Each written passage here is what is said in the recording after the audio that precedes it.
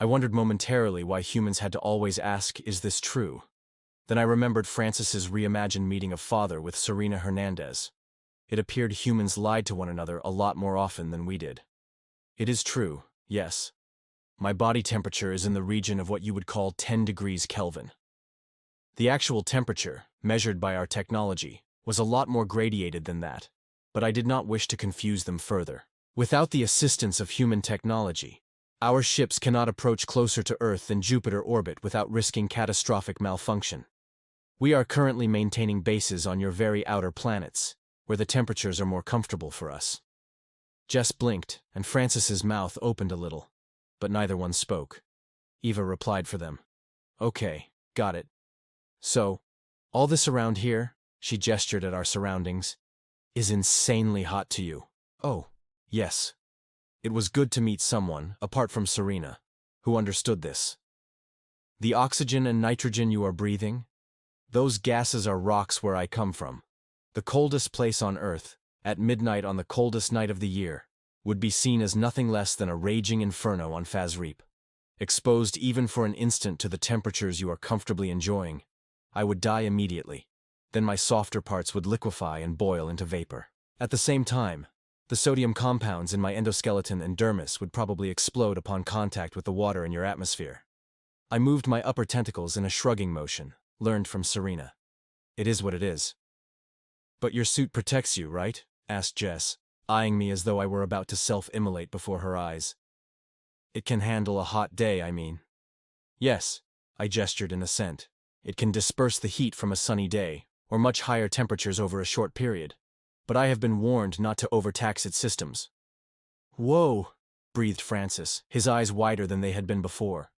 So, don't take this the wrong way, but why did you come here? If it's so dangerous, I mean? I spread my tentacles wide.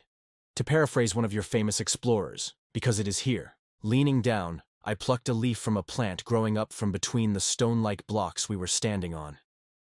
We do not have anything like this on Phasreep. Our biologists will be studying the data I collect on Earth for decades to come, perhaps centuries.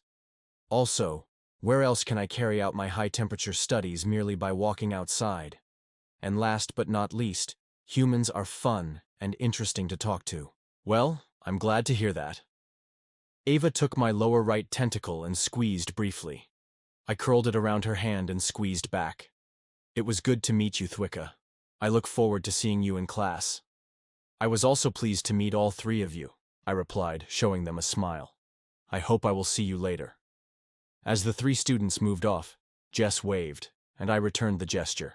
Then I turned to Sergeant Harris. Thank you for letting them speak with me, I said. That was a pleasant conversation.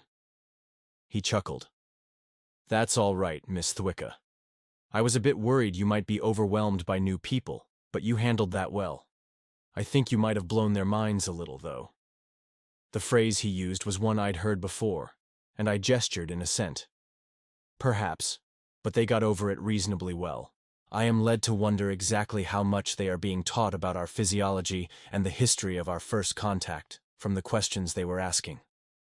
Yes. He nodded. That one about fighting Tanarak and Jupiter's rings was a new one on me, too. But I think you made some new friends. That's good. Your dad will be pleased. We moved on, as I went back to making note of where each building was in relation to the others. Just be sure to keep in contact, Mother urged me. Your father says he will be watching over you, but he cannot be there all of the time. Are you sure your human security will protect you? Mother! I tried not to sound shocked, though I was pleased we weren't speaking English at the time. Mother was trying to learn it, but she was not as fluent as I was. They are dedicated to ensuring my safety. I trust them with my life. As I spoke, I glanced casually toward Sergeant Harris, who was guarding me again, though standing off at a little distance so as not to crowd me during my call. If he'd heard her words, either he didn't understand the language, or he was pretending not to. Just be careful, please. She leaned in toward the image capture on her end, so her face grew large. You know I worry. I will. I raised a tentacle toward where she would see it. She did the same on her end, and we each touched the screen at the same time. I ended the call and slid the tablet into the bag slung over my upper right tentacle. "Sergeant Harris, may I ask a personal question?" "Go right ahead, Miss Thwicka."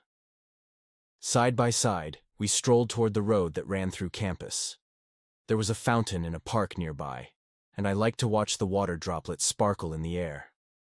It looked cool and inviting, though I knew exactly how much of an illusion that was. "Does your mother worry about you as much as mine does about me?" I glanced sidelong at him, hoping I hadn't offended him. He produced the same truncated snort of laughter that Francis had done. "Miss Thwicka, all mothers worry. I'm 45 years old and I've been doing this sort of thing for half my life. I'm qualified in pistols, assault rifles, and several forms of hand-to-hand combat. There is no question that I know how to take care of myself. But mine still calls me up to make sure I'm eating properly and getting enough sleep." It was oddly satisfying to find out that with all the contrasts we had with humans, there were also many similarities. I looked up at him. "What do you personally think of this duty you have now? Of guarding me against harm?" He paused before he spoke, which I hoped meant he was thinking about his words rather than merely trying to say what he thought I wanted to hear. "I'd like to say it's a duty I fully intend to carry out, but there's more to it than that," he said at last. "Back when Jovial Diver met up with Distant Knowledge at Jupiter, when your people found out how different we were, your father's crew could have cut us off cold, so to speak. But they didn't. That one act of trust led to everything that followed. It is my honor and my duty to ensure that your father's trust in us to keep you safe is fully justified." He paused, looking down at me, an expression on his face I couldn't quite read. Then, before I could answer, he continued in a somewhat lighter tone. "Also, you're a sharp kid, and I think you'll go far." "Thank you," I said, and meant it. I did not have to explain what I was thanking him for. "You're welcome." The sun was beginning to set over distant hills, and I stopped to watch it. I especially liked the way the reddening light refracted through the fountain's spray. "Pretty," I said, gesturing. "Yeah." He glanced down at me. "Don't get sunsets back home?" I chuckled. "Nothing this extravagant." "Fair." I fell silent, then, watching as the hellish primary drifted below the horizon. I knew I would be going home at the end of the year. That was the arrangement. But I also knew I would be back. As wild and crazy and insanely dangerous Earth was, I wanted to sample everything it had to offer. And one day, just maybe, one day I would bring my own family here to visit.